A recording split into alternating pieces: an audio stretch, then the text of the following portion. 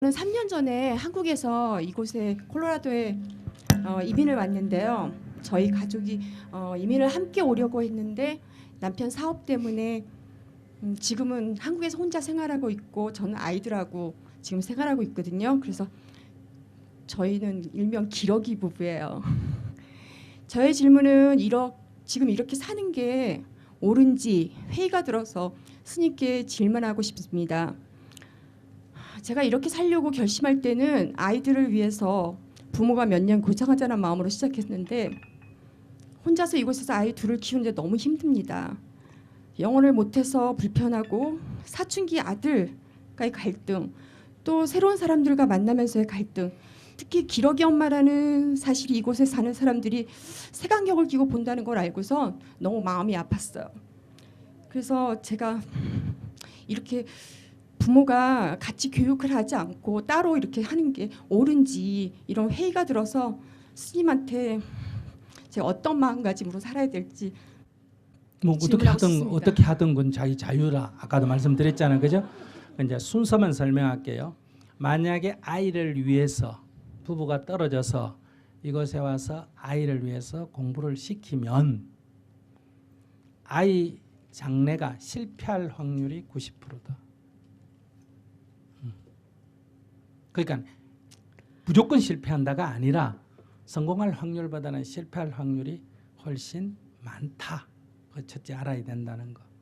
두 번째, 인간의 도리상 남편이 너 안 가버리면 이혼해버릴 거야 하고 정말 죽일 듯이 밀어내가지고 할 수 없이 와 있다면 뭐 그럴 수도 있는데 내가 세워서 왔다 한다면 이거는 부부간의 도리가 아니다. 부부의 문제를 아이를 핑계대고 부부의 도리를 어긋나게 하는 것은 인륜에 어긋난다. 그래서 그럴 때는 어떻게 해야 되느냐? 남편에게 이혼을 해주고 딴 여자와 결혼할 수 있도록 합법적인 길을 열어주든지, 이혼은 안 하겠다 그러면 그럼 내가 여기 와 있는 동안에 함께 지낼 여자를 하나 구해주든지 이렇게 하고 오는 거는 차선책 정도는 된다. 그건 양심이 조금 그래도 있는 여자다. 이렇게 말할 수가 있습니다. 그러니까 그렇게 하면 막 크게 벗어나지는 않는다. 근데 만약에 부부의 원칙대로 한다면 어떤 길을 우린 갈 수는 있으니까 간다면 내일 바로 돌아가는 게 좋다. 애들은 그냥 있겠다면 그냥 두고 돈이 없으면 그냥 데려가고 그거 애가 뭐 울고 불고 하는 거는 전혀 고려할 필요가 없다. 부모가 자식을 낳았으면 만 18, 즉 우리 나이로 20살까지 키워줘야 되는데 그거는 밥 먹여주고 재워주고 학교 보내주면 된다. 유학은 그 안에 책임에 들어가지 않는다. 아이를 무리해서 이렇게 부부가 헤어지면서까지 유학을 시키겠다는 거는 그건 아이를 위한 게 아니고 자기의 욕심이다. 아이가 만약에 막 울고 불고 뒹굴고 난리가 날 때 경제적으로 형편이 안 되면 그래 가거라 이러면 돼요. 어떻게? 네 돈 있으면 가거라 이렇게 얘기하면 됩니다. 그 뭐 아주 그런 걸 가지고 이렇게 전전긍긍할 필요 없어. 애하고 싸울 필요는 없어. 부모는 아이하고 싸우면 안 됩니다. 만약에 부모가 아이하고 어릴 때부터 성질내가 화내가 싸우면 나중에 자식으로부터 구타받을 인연을 짓게 되는. 그렇기 때문에 애는 절대로 부모는 자식하고 싸울 필요가 없습니다. 그러니 그래 그러면 뭐 네가 알아서 한번 가봐라 허락해 줄게 이렇게 얘기하면 되거든요. 그 뭐 애들이란 게 이제 할 수 있는 게 어릴 때는 밥 안 먹어 이게 이제 협박이잖아, 그죠? 밥 안 먹어 하면 그래 안 그래도만 잘 됐다 양식이 없는데 아이고 착하다 밖으로 치워버리면 돼요. 그리고 저녁을 같이 안 먹어요. 근데 엄마는 먹고 애는 안 주면서 나 아까 안 먹는다 그랬잖아 안 줘. 이거는 부모가 자식을 그 경상도 사투리로 가른다는 거예요. 그러니까 이게 미워해가지고 어때요? 응징한다는 거예요. 그건 절대로 부모가 아닙니다. 어떤 경우에도 부모는 자식을 미워하면 안 되거든요. 그럼 이걸 어떻게 해야 되느냐? 저쪽을 안 해버리는 거예요. 그럼 애가 엄마 밥 하면 아이고 엄마가 아파가지고 오늘 밥을 못 했는데 네가 좀 하면 어떠나? 엄마 밥도 좀 해줘. 이러면 되는 거예요. 엄마가 안 먹으면서 애한테 못 주는 거는 전혀 미워하는 거하고 성격이 틀리잖아. 그죠? 아이를 바르게 하기 위해서는 엄마는 고통을 이겨내야 됩니다. 그 고통을 감내해야 된다. 아이가 검소하기를 바라면 내가 아무리 부자라도 내가 검소하게 살아야 됩니다. 아이를 위해서. 그게 이제 맹모 삼천의 도리 아닙니까? 아이를 위해서 필요하다면 나를 희생하는 거예요. 이렇게 해서 3일만 내가 굶어버리면 이 문제 깨끗이 해결이 됩니다.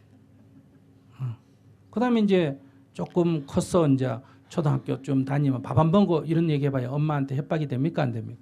엄마 꼼짝도 안 해. 두 번째 나오는 게 뭐예요? 공부 안 해! 이거예요. 공부 안 해! 이래 나오잖아요. 그래 잘 됐다. 안 그래도 뭐 학자금도 없고 우리 효자다. 그러면 내일부터 그럼 일하러 가거라. 그러고 뭐 치워버리면 돼요. 근데 이게 이제 좀 더 크면 공부 안 해 해도 엄마가 까딱도 안 하면 이제 맨 마지막 쓰는 게 있습니다. 뭔지 알죠? 맨 마지막에 부모를 협박하면 100이면 100 부모가 지는 마지막 협박이 뭐예요? 죽어버리겠어. 이거예요. 죽는다. 이거예요. 대부분 여기 집니다. 그래서 자식하고 싸우지 말라는 거거든요. 왜? 자식한테 이길 수가 없기 때문에. 죽는다 하면 못 이기기 때문에. 그래서 자식은 마지막 카드로 이거를 반드시 씁니다. 그래서 부모는 자식하고 싸워서 이기려고 하면 안 돼요. 부모가 가진 유리한 걸 가지고 웃으면서 어때요? 아이고 밥 양식 없는데 잘 됐다 이러면서 같이 굶는다든지 아이고 학자금 없는데 잘 됐다 이러면서 뭐 내가 놔둔다든지 죽는다 하더라도 죽어라 이러면 절대로 안 돼. 그러면 죽어버리면 부모는 이제 어때요? 근데 죽어라 한다고 죽는 건 절대로 아닌데 100에 하나나 만에 하나는 죽을 수도 있죠. 그럴 때 엄마가 죽어라 그래가 죽은 거는 아니지만은 그 일이 일어나면 엄마는 후회하게 되는 거예요. 그렇기 때문에 어떤 경우에도 우울증 환자가 자꾸 죽겠다 할 때 막 10번, 20번, 100번, 1000번 이렇게 반복되면 사람이 짜증나잖아. 그죠? 하도 답답하니까 어때요? 그래 나가 죽어라 이렇게 얘기하잖아요. 그런데 그렇다고 대부분 안 죽어요. 그런데 어쩌다가 한 사람은 그러다 죽을 때가 있어요. 그러면 이제 이게 막 엄청난 상처가 되기 때문에 죽는다 할 때는 침묵을 하셔야 돼요. 그래서 죽으면 그냥 장례치러 주면 돼요. 내가 죽인 건 아니잖아. 그죠? 내가 죽인 거는 아니기 때문에 이렇게 부모가 아기가 어릴 때는 아이를 위해서 내 목숨을 바쳐서라도 정성껏 돌봐주는 게 부모의 사랑이라면 사춘기 넘어서는 아이가 바른 길로 갈 수 있도록 부모가 아주 냉정해 줘야 됩니다. 그래야 아이가 이렇게 자립을 할 수 있거든요. 근데 우리는 어릴 때는 제대로 돌보지 않고 커서는 집착을 해가지고 사랑이 아니고 집착을 해가지고 이렇게 과잉보호를 하죠. 자기가 여기 애 데리고 온 거는 과잉보호에 속하는 거예요. 근데 애 심리를 가르쳐줄까 왜 저항하는지 자기 모를 거예요. 네. 이렇게 말합니다. 여기 기러기 엄마들이 공부도 안 하고 이런다고 이놈아 나는 말이야 너 때문에 아빠하고 헤어져 가지고 여기서 이렇게까지 하는데 니는 공부도 하고 뭐 하느냐 이렇게 되든 얘기해야 안 해요? 하죠. 절대로 밖으로 말은 안 합니다. 속으로 뭐라 그랬냐? 내 때문에 왔나? 니 오고 싶어서 왔지. 아시겠습니까? 그래서 교육이 안 된다는 거예요. 100% 실패. 100% 하면 또 아닌 사람이 있기 때문에 90% 실패하는 거예요. 그래서 그건 절대로 올바른 자세가 아니다. 두 번째, 이 아이가 크면 엄마가 아버지를 제1의 가치로 두지 않는 집에서 자란 아이는 나중에 부모를 우습게 합니다. 그래서 3살 때까지만 무조건 아이 우선적으로 하되 3살, 4살부터 딱 돼서는 부부 우선적으로 해야 됩니다. 남편은 아내, 아내는 남편을 우선하고 애는 뒷전을 둬야 됩니다. 예를 들면 원룸 방에 있다. 방이 하나 있고 응급실이 있는 방이다. 뭐 사업하다 실패해가지고 사시는 집에 가보면 애 공부하라고 애는 안방에 주고 부부는 응급실에 살거든요. 그럼 망칩니다. 딱 부부가 안방에 살고 애는 응급실에 재워야 돼요. 인간에게는 질서가 있거든요. 질서를 흐트러뜨리면 이거는 공부는 좀 할지 몰라도 결국은 행복하지는 못합니다. 자기 질문자는 제가 볼 때 지금 조금 순간적으로 판단을 잘못하셔서 잘못 선택한 거예요.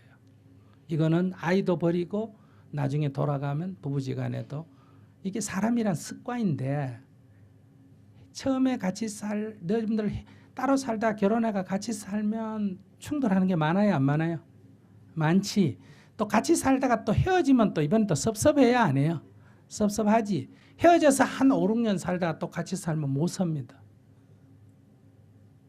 아시겠어요?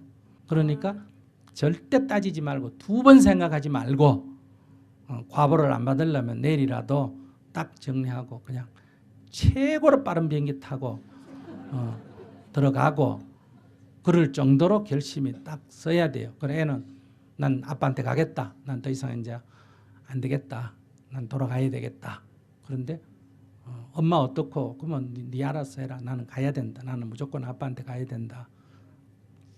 저희 남편 생각은 좀 틀린 게 남편이 유학 생활을 해봐서 부모 없이 있는 거를 좀 안 된다고 생각을 하더라고요. 그래서 제가 있는 거를 남편은 여기서 애들을 케어하는 거를 더 생각하고 있기 때문에 제가 있는 경우거든요. 네네 뭐 그래서 합의해서 있는다 하더라도 저는 그건 도리는 아니다 싶어요. 네. 무조건 따라가는 게 좋아요. 무조건 같이 살라고 결혼 안 했어요? 같이 살아야지. 그럼 같이 안 살려면 나처럼 여기 따로 살지. 뭐 때문에 같이 결혼해가고 그래 살아요. 그런데 많은 문제가 발생할 수가 있습니다. 내가 여기 쓸 일이다 말 못하지. 아이도 절대로 좋은 게 아니에요. 그래서 제가 이렇게 정토행자들은 딱 애가 유학을 간다. 집에 아빠도 보낸다. 딱 그러면 애만 보내라 그래요. 애만 보내라. 기숙사 이쪽에서 다 인터넷을 알아보고 애만 딱 보내라. 애 못 보낸다 그러면 최대 한 달 가서 자리 잡아주고 돌아와라. 한 달 이상은 절대로 안 된다. 그럼 이혼하고 가거라. 이혼해주고 가거라. 그런 정도로 원칙을 딱 지켜줘야 아이들이 나중에 아이들이 행복해집니다. 부부 결혼하려면 부부 생활을 어떻게 해야 되는지를 그게 배우는 학습이거든요. 애가 성적이 좋아가 학교를 조금 좋은 데 가는 게 중요한 게 아니라 이 아이가 나중에 월급이 좀 많은 게 중요한 게 아니라 결혼을 해서 가정이 화목하게 살도록 부모가 훈련시켜 주는 것이 가장 아이를 위한 좋은 일이다. 이런. 고맙습니다. 네.